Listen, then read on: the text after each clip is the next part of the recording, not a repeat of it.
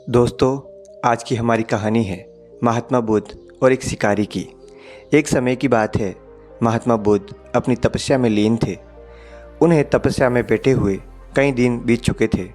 तभी एक शिकारी उस रास्ते जा रहा था। उस शिकारी ने महात्मा बुद्ध को पहचान लिया।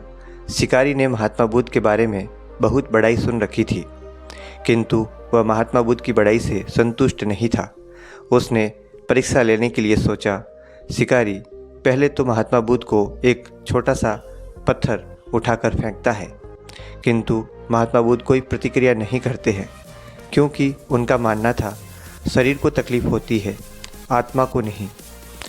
अतः शिकारी द्वारा फेंके गए पत्थर के कारण शरीर को कष्ट हुआ, किंतु आत्मा को नहीं। शिकारी कुछ समय सोचता रहा, महात्मा बुद्ध कुछ प्रतिक्रिया करेंगे, किंतु महात्मा बुद्ध अपनी तपस्या में लीन रहे। उन्होंने कोई प्रतिक्रिया नहीं की। पुनः शिकारी ने दूसरा पत्थर फेंका। वह पत्थर महात्मा बुद्ध के आंखों के ऊपर जा लगा और उस जगह से खून बहने लगा।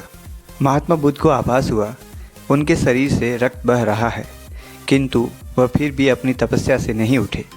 शिकारी को गुस्सा आया और उसने पुनः एक पत्थर और महात्मा बुद्ध की तरफ फेंका।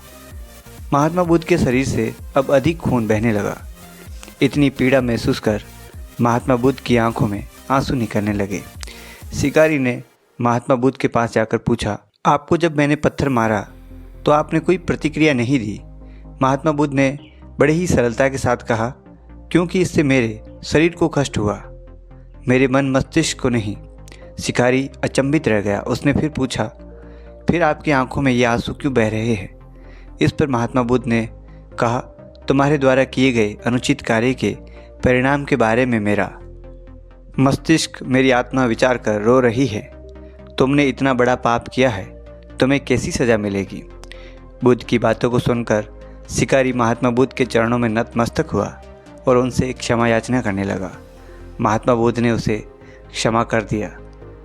तभी से उसे अपना शिष्य बना लिया और वही व्यक्ति आगे चलकर बहुत बड़ा ज्ञानी पुरुष बना।